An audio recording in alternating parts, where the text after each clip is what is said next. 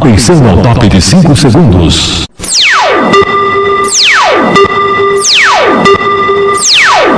Está formada a partir de agora a rede da informação para todo o Brasil. No ar, Tele Brasil Notícias. Tragédia em Petrópolis. Governo Bolsonaro sobrevoa e anuncia medidas de apoio à região.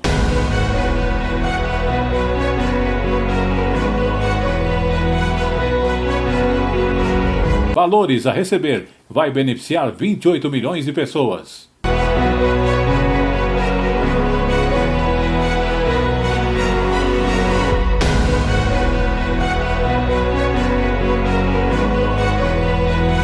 Colégio incentiva a doação e troca de livros no momento da educação.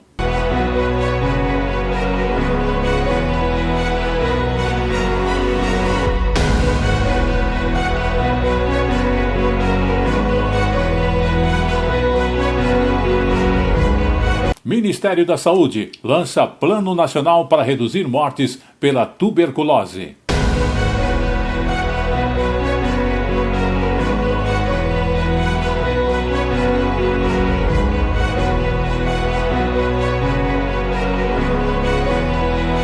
E a televisão em cores completou 50 anos no Brasil.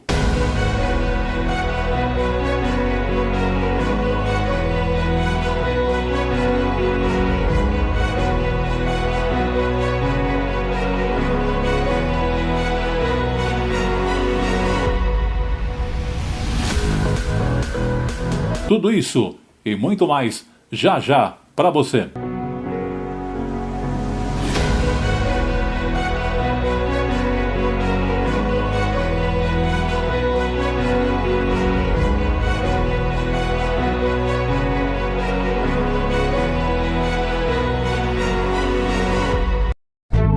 Você que curte decoração, o Palhão Artesanato é o lugar certo. Aqui tem tudo em artesanato e vime nacional e importados. Telas, esteiras, cestas, bolsas, chapéus, móveis, cerâmica e muito mais. Palhão Artesanato. As nossas redes sociais continuam através do Instagram, através do nosso site, o palhão.com.br, o WhatsApp, que é o 11 95265 8255 56 e 58. Estamos atendendo a todos aqueles que nos procuraram. O Palhão, Rua Oiapoque, no Brás, em São Paulo. Muito bem, estamos começando o Tele Brasil Notícias desta semana, com notícias desta semana e também das semanas anteriores, com os destaques de alguns principais fatos que aconteceram no Brasil em destaque mundial. Também, lembrando sempre que temos o apoio de O Palhão Artesanato, que trabalha com artesanato natural. Você que busca telas para forração de portas, cadeiras, armários, você encontra até para decoração e também telas para pergolados. São mais também de 5.000 itens em produtos em artesanato natural para você fazer negócios, para você ter aí o produto em sua casa. Ele está localizado na Rua Oiapoque, número 101, novo endereço, prédio com 3 andares, atendendo todo o Brasil e mais ainda. Oferece a opção de você também utilizar o WhatsApp para fazer o seu pedido pelo 11 95265 8255 56 e o 58. Você que usa os e-mails, ele tem também opalhão@terra.com.br. O Palhão Artesanatos. São mais de 57 anos de tradição ali na Rua Oiapoque, número 101, no Brás. E vamos começar então as nossas informações jornalísticas desta semana. E começamos falando das nossas informações sobre o presidente Jair Bolsonaro, que sobrevoou, inclusive, as áreas que foram atingidas e acompanhou também, junto com as Forças Armadas, na cidade, em Petrópolis, e anunciou medidas, inclusive, de apoio aos moradores. Entre elas estão a liberação de dinheiro e também a abertura de abrigos e a renegociação das dívidas. Vamos acompanhar. logo desembarcou no Rio de Janeiro. Vindo da viagem oficial ao leste europeu, o presidente Bolsonaro sobrevoou de helicóptero as áreas atingidas, após observar do alto os estragos causados pelo temporal que caiu na terça-feira no município de Petrópolis. O presidente e a comitiva desceram no centro de operações das Forças Armadas, montado na região. Aqui são coordenadas as ações militares de apoio à tragédia, como liberação de estradas, retirada de escombros e resgate de vítimas. Os militares também são responsáveis pela distribuição de alimentos, remédios, água e roupas. 800 homens estão envolvidos na operação. Estamos providenciando a vinda de mais técnicos de engenharia para fazer análise de solo e apoiar a Defesa Civil conforme solicitação dela. Durante a visita do presidente, foram anunciadas medidas emergenciais para minimizar os transtornos provocados pela chuva. O Ministério do Desenvolvimento Regional já liberou R$2 milhões em caráter emergencial e mais verbas devem ser disponibilizadas. A gente só vai saber, por exemplo, qual a necessidade de reconstrução depois que normalizar o processo dentro da própria cidade. O Ministério da Cidadania está atuando no socorro dos moradores. No acolhimento e abrigamento das pessoas, né, dando todo o suporte ao governo do estado, ao município de Petrópolis. A Caixa vai liberar recursos do FGTS e renegociar dívidas. Uma renegociação, uma pausa dos seus créditos na parte imobiliária, na parte de micro e pequenas operações. O presidente Bolsonaro disse que não houve atraso nas decisões de apoio às vítimas da tempestade de Petrópolis, apesar de estar em viagem ao exterior. Segundo ele, tão logo foi informado da tragédia na região serrana, entrou em contato por telefone com os ministros aqui no Brasil para agilizar as medidas emergenciais. Bolsonaro ficou impressionado com o que observou durante o sobrevoo. Ele disse que viu um cenário de guerra. Vimos também regiões que existiam casas, pelo que nós vimos perifericamente ao estrago causado pela erosão. Então, uma imagem quase que de guerra. É lamentável. Tivemos uma perfeita noção da gravidade do que aconteceu aqui em Petrópolis. E vamos agora falar de quem trabalha aí como entregador. Nova lei exige auxílio aos entregadores de apps. Exatamente, o número de empresas de entregas de alimentos aqui no Brasil cresceu em 80% só nesse período de pandemia. E justamente o dado que reforça o pedido dos motoboys por melhores condições de trabalho está aí presente, reivindicado através disso. Então, uma nova legislação obriga aplicativos e restaurantes a fornecerem apoio aos entregadores. Mas esse alívio, infelizmente, é apenas temporário. Vamos saber por quê. Na corrida pelo sustento, lá estão eles, de moto no zigue-zague entre os carros, de bicicleta ou esperando um pedido.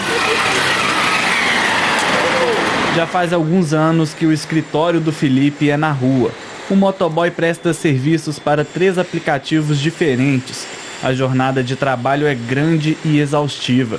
A gente consegue ter uma demanda maior, mas a gente precisa de ficar muito mais tempo na rua para conseguir fazer a mesma quantidade que a gente fazia antes da pandemia. A pandemia do coronavírus evidenciou mais um problema dessa uberização do trabalho. Sem direitos, se o motoboy ficar doente e incapaz de realizar as entregas, o dinheiro não cai na conta.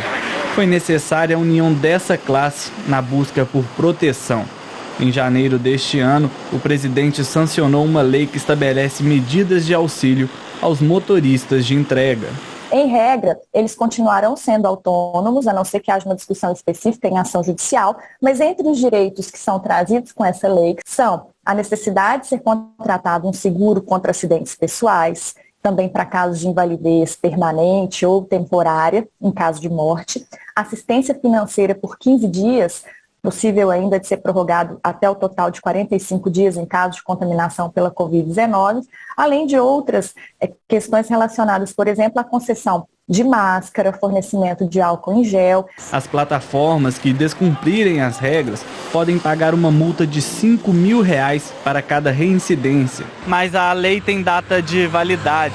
As empresas prestam assistência e seguro aos entregadores apenas enquanto durar o decreto de calamidade em saúde pública decorrente da pandemia do coronavírus, que por enquanto vai até março. A gente ainda agora vai poder prosperar em cima dessa lei para poder conseguir os benefícios que muitos motocas passaram por contaminação de Covid e não tiveram um apoio, um suporte, tanto de plataformas como também do governo. Saúde. Com o objetivo de reduzir o número de casos e mortes pelas principais metas do Brasil, apresentada no Plano Nacional pelo Ministério da Saúde, é justamente a redução dos casos de tuberculose que acontecem em nosso país. Vamos observar. Em 2021, cerca de 64 mil pessoas foram diagnosticadas com tuberculose. Para enfrentar a doença no Brasil, o Ministério da Saúde aprovou o Plano Nacional pelo Fim da Tuberculose como problema de saúde pública. As metas são reduzir a incidência de tuberculose para menos de 10 casos por 100 mil habitantes até 2035, reduzir o número de mortes pela doença para menos de 230 mortes por ano até 2035. Entre as medidas previstas no plano está a distribuição de novos medicamentos contra a tuberculose, a realização de exames, o fomento à pesquisa e a ampliação dos equipamentos para diagnóstico na rede pública. A tuberculose é causada pela bactéria conhecida como bacilo de Koch. A doença afeta principalmente os pulmões, mas também pode acometer outros órgãos. A transmissão acontece por via respiratória, pela eliminação de gotículas produzidas pela tosse, fala ou espirro. A doença tem cura e o tratamento é feito apenas no SUS, mesmo que o paciente tenha o diagnóstico na rede particular.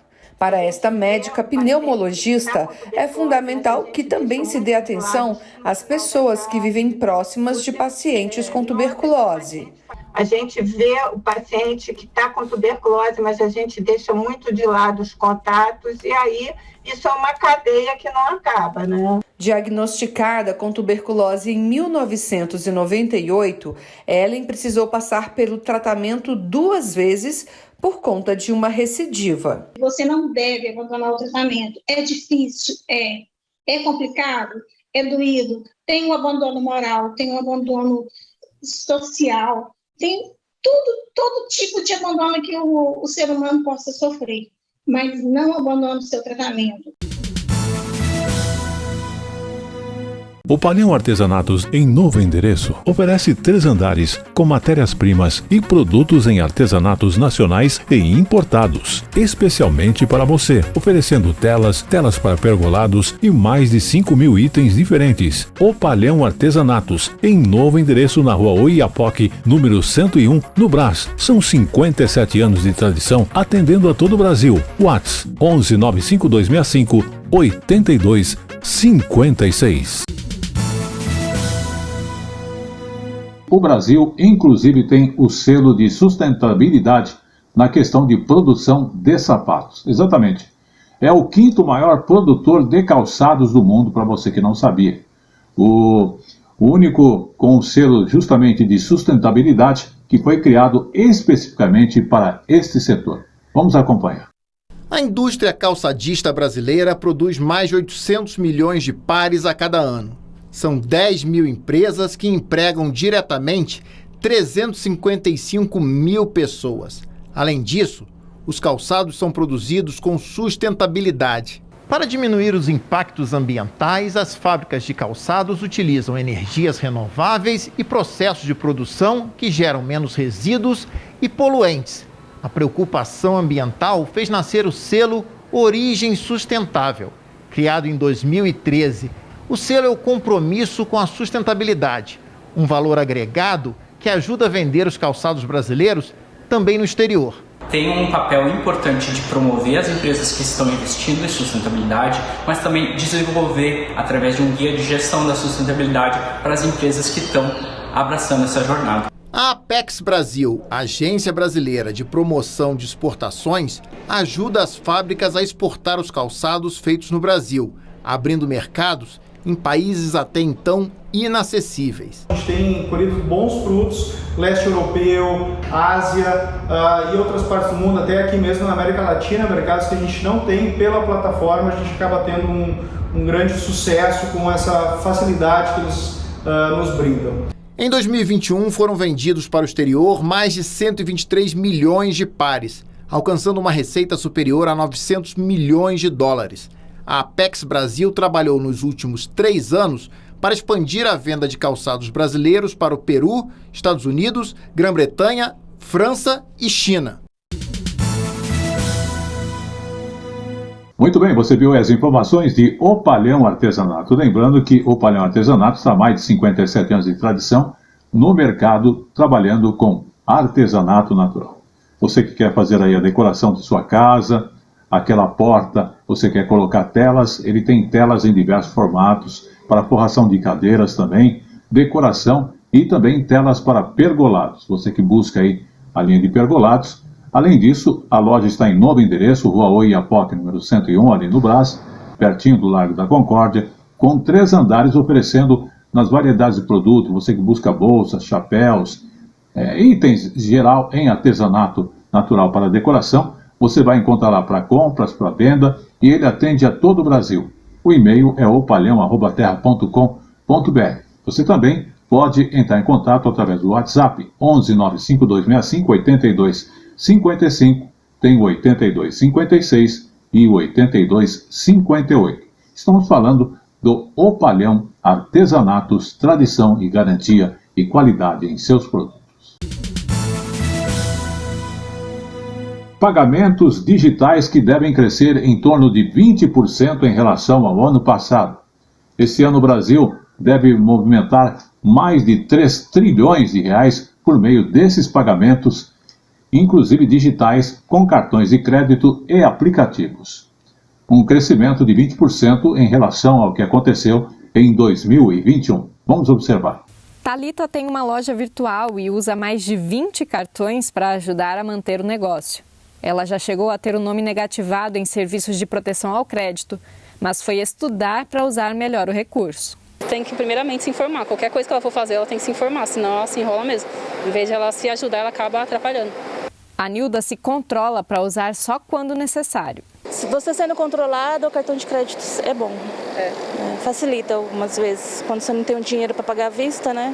Com novos meios de pagamento online e a extinção de taxas de manutenção do cartão por causa da concorrência entre bancos e financeiras, o pagamento por crédito ficou mais acessível. O setor de meios de pagamento cresceu mais de 30% no ano passado e movimentou mais de 2 trilhões de reais em transações. Isso foi acelerado, infelizmente, pela pandemia. A gente tem a contínua substituição de outros meios de pagamento, como dinheiro, cheque, boletos, por meios mais eficientes, mais amigáveis de relacionamento, como os meios de pagamento. Né? Você pode pagar pela internet, você pode pagar por aproximação, você pode pagar com o número do seu cartão, ou mais de 12 milhões de maquininhas espalhadas por esse país. A boa experiência de uso para os consumidores, é isso que está gerando esse crescimento, cada vez recorde de crescimento no valor transacionado com os cartões. Com a possibilidade de parcelar, o consumo aumenta, mas a facilidade exige atenção. E muita gente também não tem o controle, as pessoas vão pagando parcelado e muitas vezes não se dão conta de algumas situações, né? Tem gente que deixa o cartão de crédito vinculado, né? Sei lá, em aplicativos do tipo Uber, do tipo iFood, e vai fazendo as compras quando chega no final do mês e vê o valor alto da parcela, né? E aí se assusta, né? A Tânia sabe bem. Parece que a gente nunca fica sem dinheiro. Sempre tem um crédito para fazer alguma coisa, entendeu? Para mim era assim que funcionava. Se você for usar e não souber usar, minha filha, você se enrola mesmo trabalhando. Vamos agora falar de emprego, porque uma cerimônia no Palácio do Planalto com a presença do presidente Jair Bolsonaro marcou a contratação de pessoas com deficiência para a Caixa Econômica Federal. São cerca de 1.000 candidatos que foram aprovados em concurso. Inclusive, a inclusão desse público em instituições públicas e empresas privadas está prevista na própria Constituição. O Brasil tem hoje 45 milhões de pessoas com algum tipo de deficiência. Os dados são do IBGE. A Constituição de 1988 facilitou o acesso dessa população ao mercado de trabalho com a criação da Lei de Cotas. Os concursos públicos passaram a reservar 20% das vagas para pessoas com deficiência e nas empresas privadas o percentual de contratação deve variar de 2% a 5%. Em busca de ampliar as oportunidades, a Caixa Econômica Federal realizou no fim do ano passado um concurso inédito, direcionado exclusivamente a esse público. 1.000 vagas foram oferecidas. E uma cerimônia no Palácio do Planalto oficializou a chegada dos novos técnicos bancários. As pessoas com deficiência normalmente são aquelas que atendem de uma maneira especial, porque passaram a sua vida inteira sendo marginalizadas, muitas vezes, e os clientes da Caixa, eles chegam de uma maneira diferente. De acordo com o Ministério da Economia, dados de 2018 apontam que mais de 450 mil pessoas com deficiência já foram capacitadas no país e trabalham com carteira assinada. A política de inclusão é hoje uma das prioridades do governo.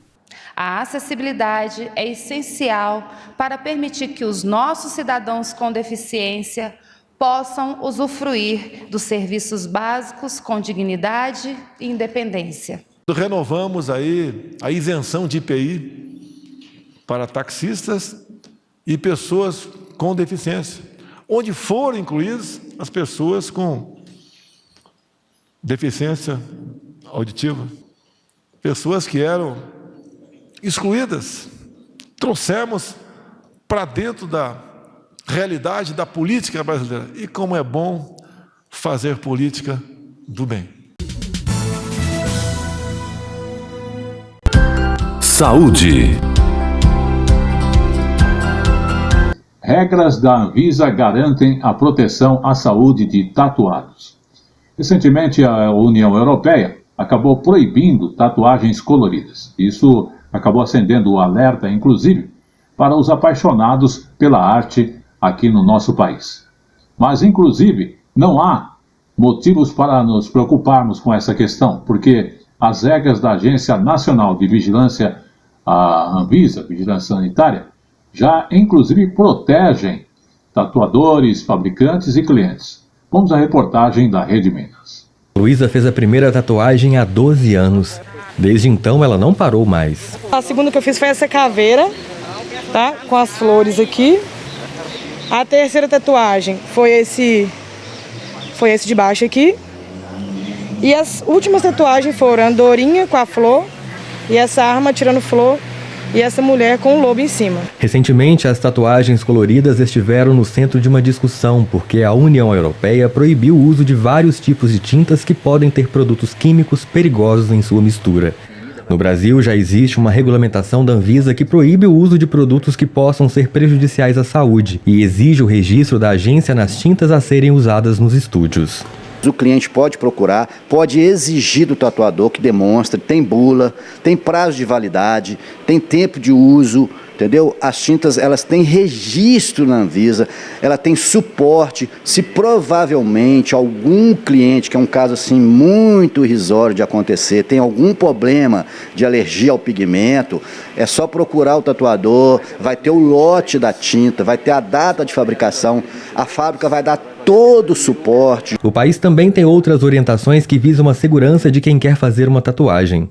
O André explica como o cliente pode se assegurar de que o estúdio segue as recomendações. É muito importante, chega, pede para ver, você tem o seu alvará, deixa eu ver, tá em dia, essa tinta aqui, você abriu que dia, tá aqui a data que eu abri, tá aqui o rótulo. Mesmo seguindo os protocolos, caso surja alguma complicação, essa dermatologista explica que o ideal é que se procure um profissional. Porque a gente precisa examinar, para a gente ver se é uma infecção relacionada à tinta, se é um processo granulomatoso, uma dermatite de contato. Então, a gente tem diversos diagnósticos que podem acontecer após o procedimento. A regra é escolher um bom desenho para não se arrepender depois e ter atenção para não ter nenhuma dor de cabeça. A Luísa é a favor de uma fiscalização mais rigorosa para evitar contratempos. É bom ter segurança, para a gente sim, com certeza. O Palhão Artesanatos, em novo endereço, oferece 3 andares com matérias-primas e produtos em artesanatos nacionais e importados, especialmente para você, oferecendo telas para pergolados e mais de 5.000 itens diferentes. O Palhão Artesanatos, em novo endereço na Rua Oiapoque, número 101, no Brás. São 57 anos de tradição, atendendo a todo o Brasil. WhatsApp 11 95265 8256. Muito bem, você tem dinheiro a receber aí, porque o sistema Valores a Receber beneficia cerca de 28 milhões de pessoas. O Banco Central, inclusive, criou um site exclusivo para que as pessoas e empresas possam consultar se tem valores esquecidos em contas bancárias antigas. E segundo informações do próprio Banco Central, essa medida deve beneficiar cerca de 28 milhões de pessoas com recursos aí da ordem de 8 bilhões de reais. Até o começo da noite do dia 14, que foi segunda-feira, o sistema havia sido acessado por mais de 37 milhões de pessoas e empresas. E durante a semana chegou a mais de 90 milhões de pessoas. Se ao fazer a consulta no sistema aparecer a mensagem que não tem valores a receber, o usuário, inclusive, pode ficar em uma nova consulta a partir de 2 de maio. Então, observe as informações ali apresentadas. O sistema Valores a Receber é um serviço criado pelo Banco Central para mostrar se você tem algum valor esquecido em um banco, consórcio, cooperativa de crédito ou outra instituição que faça parte do sistema financeiro. E para saber se tem direito a receber algum valor, entre no site valoresareceber.bcb.gov.br, informe o CPF e a data de nascimento. Se a consulta for em nome de uma empresa, é só informar o CNPJ e a data de abertura dela. Logo depois, a ferramenta vai informar apenas se a pessoa tem ou não um valor a receber e indicar uma data, a partir de 7 de março, para que o cliente volte ao site para continuar o processo. O próximo passo é criar uma conta gov.br, nível prata ou ouro, para solicitar os recursos. Depois disso, entre no site na data informada e use o login gov.br para acessar o sistema, saber qual o valor disponível a receber e solicitar a transferência. Segundo o Banco Central, esse mecanismo de consulta em 2 etapas é importante para não sobrecarregar e prejudicar o funcionamento da ferramenta. E os usuários do sistema devem tomar cuidado para não caírem em golpes. O Banco Central alerta que o único site para consulta e solicitação no sistema é o valoresareceber.bcb.gov.br. A instituição não vai enviar links e ninguém está autorizado a entrar em contato com você em nome do Banco Central ou do sistema Valores a Receber. Estão rolando por aí mensagens em nome do Valores a Receber, direcionando pessoas para sites falsos, de golpistas que utilizam engenharia social para tentar capturar os seus dados e até invadir a sua conta bancária. Também tem golpista fingindo prestar serviço para o BC, ligando ou mandando e-mail, pedindo para você fazer um pagamento ou comparecer em algum lugar para que então ele supostamente faça o desbloqueio dos valores a que você teria direito. Gente, isso tudo é golpe. Tomando todos os cuidados, aí é só decidir onde vai usar o dinheiro. Para muita gente, ele veio em boa hora. Vai ser muito bom, né? Ajudar a pagar o aluguel, comprar umas coisinhas ou outras. Eu vou usar para reserva de poupança ou em uma outra aplicação. Quando se fala em artesanato natural, o endereço certo é o Palhão Artesanatos, que está na Rua Oiapoque, número 101, num prédio com 3 andares, onde você encontra matéria-prima para você que vai aí fazer aquela forração de cadeira, de portas de armários, também decoração de sua casa e a linha de pergolados. Você que vai aí fazer aquela forração e está buscando aí um atendimento diferenciado, o Palhão tem para você. E não perca tempo, consulte agora mesmo através do e-mail que é opalhão@terra.com.br ou mesmo ainda, você pode utilizar o WhatsApp, mandando foto, porque além da matéria-prima, ele tem mais de 5.000 itens em produtos para decoração, para revenda, para você utilizar no seu dia a dia. E olha, o WhatsApp é 11 95265 8255, tem o 8256 e tem também o 8258. E são 57 anos de tradição, Rua Oiapoque, número 101, no Brás, o Palhão Artesanatos. E chegou agora no Tele Brasil Notícias, o nosso Momento Jurídico. O Momento Jurídico de hoje fala da 4ª turma, que decide que empresas e associações de saúde podem limitar ingressos de médicos para preservar o equilíbrio financeiro. Exatamente. A turma do Superior Tribunal de Justiça, o STJ, decidiu que, para preservar seu equilíbrio econômico-financeiro e assegurar, inclusive, a manutenção dos planos de saúde que são oferecidos ao público em geral, as cooperativas de trabalhos médicos podem limitar os ingressos de novos profissionais em seus quadros, desde que a medida seja justificada de forma objetiva e impessoal. Vamos observar. Unimed pode limitar o ingresso de médicos para preservar equilíbrio financeiro. O entendimento é da 4ª turma do Superior Tribunal de Justiça. A 4ª turma, por unanimidade, decidiu que, para preservar o equilíbrio econômico-financeiro e assegurar a manutenção dos planos de saúde oferecidos ao público, as cooperativas de trabalho médico podem limitar o ingresso de novos profissionais, desde que a medida seja justificada de forma objetiva e impessoal. O colegiado, alinhado a precedentes da Corte, reafirmou que, embora as cooperativas sejam regidas pelo princípio do ingresso livre a todos os que preencherem os requisitos estatutários, a entrada de novos cooperados pode ser restringida diante da impossibilidade técnica de prestação do serviço, como previsto na Lei das Cooperativas. Com a decisão, a turma manteve acórdão de 2º grau que julgou improcedente o pedido de oftalmologistas de Sergipe para compelir a Unimed Sergipe, Cooperativa de Trabalho Médico, a incluí-los no quadro. A cooperativa havia negado o pedido, alegando impossibilidade técnica diante da falta de condição financeira para a incorporação de novos associados, situação que teria sido constatada em juízo após perícia contábil. No recurso ao STJ, os autores da ação alegaram que a admissão na Unimed deve ser permitida a todo profissional dotado de especialidade em sua área. A ministra Isabel Galotti, relatora do recurso especial, explicou que o princípio da porta aberta comporta 2 hipóteses de restrição ao ingresso de novos profissionais. Uma referente à logística da prestação de serviços pela cooperativa e outra relacionada aos objetivos sociais da entidade e ao preenchimento pelo profissional das condições estatutárias, as quais podem estabelecer limitações a certas atividades. Ela mencionou o precedente da 3ª turma, segundo o qual, atingida a capacidade máxima de prestação de serviços pela cooperativa, aferível por critérios objetivos e verossímeis, impedindo-a de cumprir sua finalidade, é admissível a recusa de novos associados. Com a decisão, a 4ª turma negou o provimento ao recurso especial.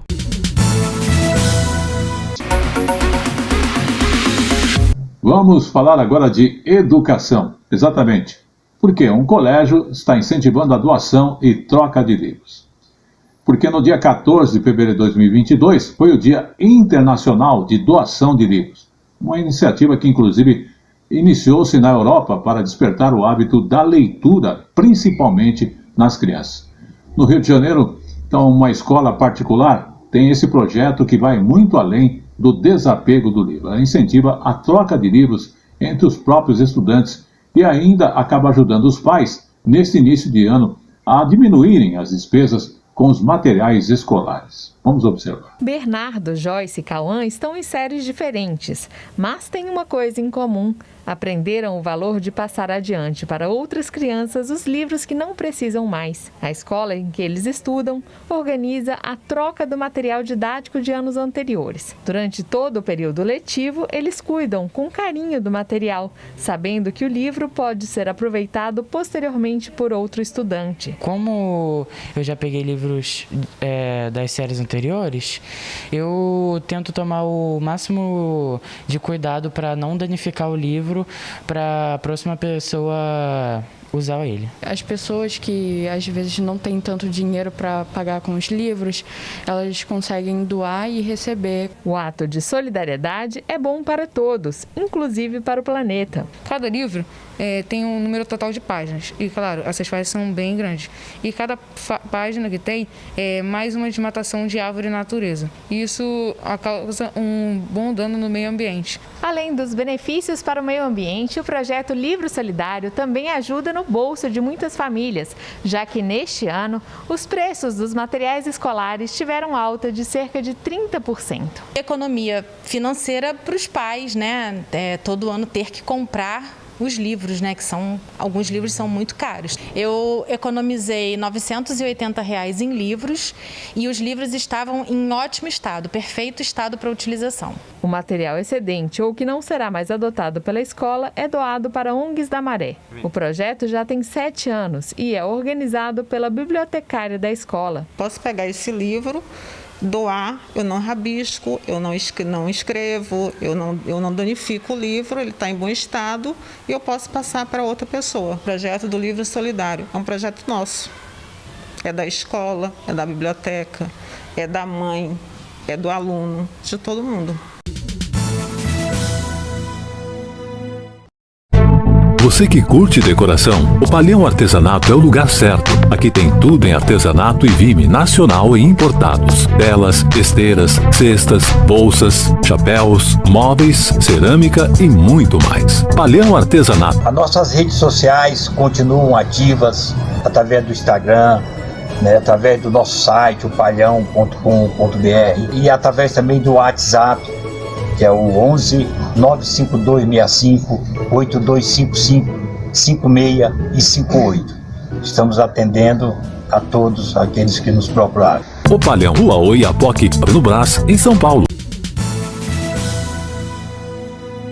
Vamos falar agora de turismo, mas hoje da Amazônia, pela lente de Sebastião Salgado. Sebastião Salgado, que depois de passar por Roma, Londres e Paris, a exposição Amazônia, do fotógrafo, inclusive chegou ao Brasil. E a primeira parada é em São Paulo. E essa mostra, inclusive, traz registros feitos ao longo nada menos do que 7 anos da natureza e da vida dos povos indígenas na maior floresta do mundo. A exposição Amazônia fica inclusive no Sesc Pompeia, em São Paulo, até o dia 10 de julho.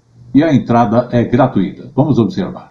A chuva densa que cai sobre a floresta lembra o cogumelo formado por uma bomba atômica. O olhar de Sebastião Salgado captura também os rios voadores, 20 bilhões de toneladas de água que fluem da selva para a atmosfera todo dia para irrigar o resto do continente. O fotógrafo chama a atenção para a preservação do bioma. Eu aprendi o que são as chuvas amazônicas.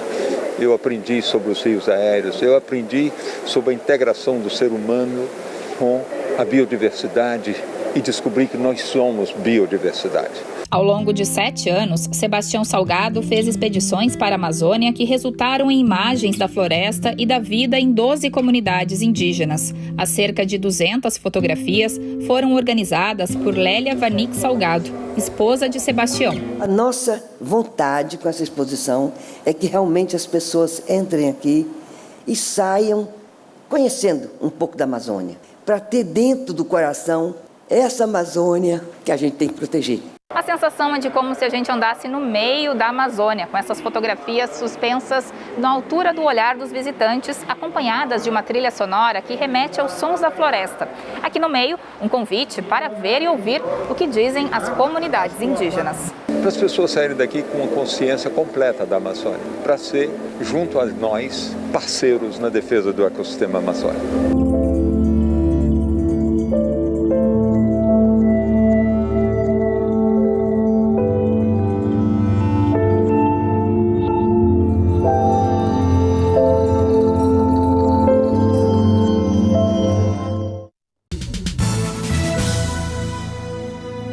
E como eu falo sempre, tudo que é bom dura pouco. Então, cuide de sua saúde, use máscara, evite aglomerações e vacine-se. Antes de encerrarmos, vamos falar da televisão em cores, que completou 50 anos no último dia 19. Exatamente. Um marco cultural e também tecnológico que está longe de ser um fato isolado. Pelo contrário, representa, na verdade, uma busca sempre contínua de evolução por oferecer sempre a melhor imagem possível, como vemos hoje. De 1972 para cá, inclusive, muita coisa mudou na televisão, e a televisão Segue, vamos acompanhar essas informações. A TV de tela plana, 42 polegadas, fica a maior parte do tempo desligada na casa do Fábio, que acaba vendo muitos vídeos pelo celular. Mas, 50 anos atrás, ele estava junto quando a mãe comprou uma das primeiras TVs em cores no país, na loja onde o tio trabalhava. Era uma TV Philco, se não me falha a memória, eram 26 polegadas, né? E eu lembro da TV no meio da sala, né? Eu lembro, assim, de quando tinha Copa do Mundo, todo mundo reunido. Hoje a gente nem imagina como era você levantar do sofá e até a TV virar o seletor para escolher o canal, né? Então eu lembro desse cenário lá em casa. A compra da TV custou 7.700 cruzeiros. Só como comparação, o valor era mais que a metade do preço de um Fusquinha 0 km de 12 mil cruzeiros. A compra foi feita alguns dias antes da transmissão que inaugurou a TV em cores no Brasil, a Festa da Uva de Caxias, no Rio Grande do Sul, em 19 de fevereiro de 1972. A uva é o símbolo da hospitalidade de Caxias do Sul. Os 50 anos da data vão ser lembrados na inauguração do Museu da TV em São Paulo, prevista para este semestre. O acervo reúne mais de 100 mil peças num projeto iniciado pela atriz Vida Alves, falecida em 2017, e que estava à frente do primeiro programa em cores do país, na TV Gazeta de São Paulo, Vida em Movimento. Até a década de 80, mais ou menos, vários programas ainda estavam em preto e branco. Por quê? Primeiro, porque o equipamento era caro. Segundo, porque foi um processo gradativo e não foi algo que chegou e falou assim, agora vai ter que mudar tudo. Não, se mudou gradativamente. A mudança de padrão também trouxe uma melhor qualidade de imagem. Não foi só a colocação das cores, nós melhoramos toda a nitidez, o brilho, o contraste, a definição da imagem. A mesma coisa que aconteceu quando chegou a TV digital e depois a alta definição como um todo.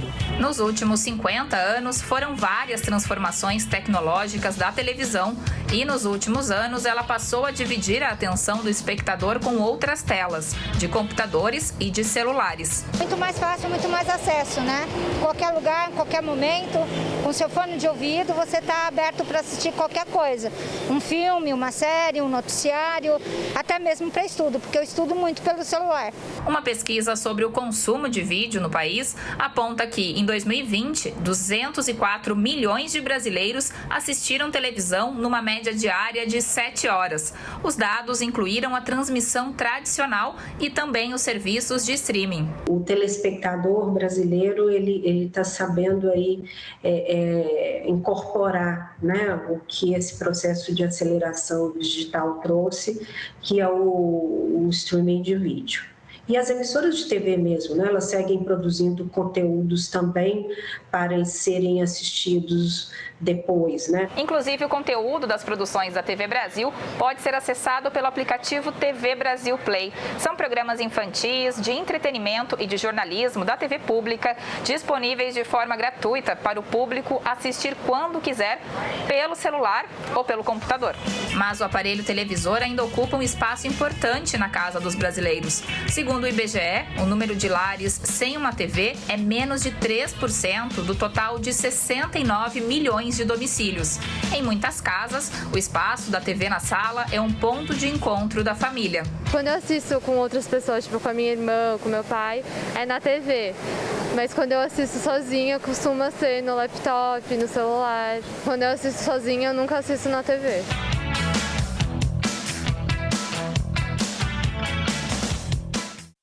E esse foi o Tele Brasil Notícias desta semana, agradecendo, como sempre, a sua audiência aqui no Brasil e em outros países, e também lembrando que estaremos de volta na próxima semana.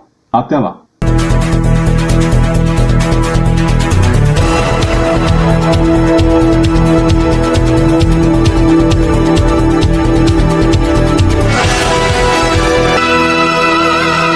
Tele Brasil Notícias.